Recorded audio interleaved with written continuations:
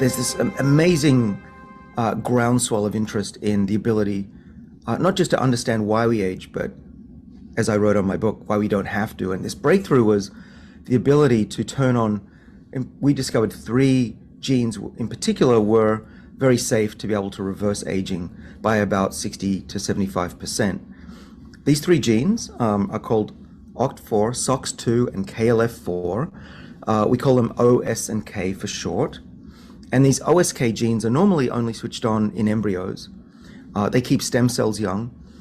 And they're part of a set of genes that are named after a scientist called Shinya Yamanaka in Japan, who won the Nobel Prize for the discovery of how to turn an adult cell, like a skin cell, back into a stem cell.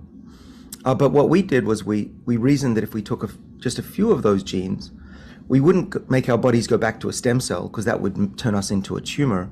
It would take us partially back in a safe way and rejuvenate the cell without making the cell lose its identity and become a cancer.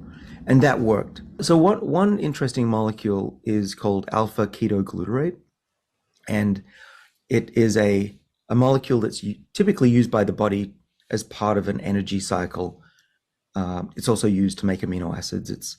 It's a pretty common molecule, but what was discovered is that those 3 genes that we reversed aging with in the mouse and in human cells can be activated or assisted by this alpha ketoglutarate, or AKG.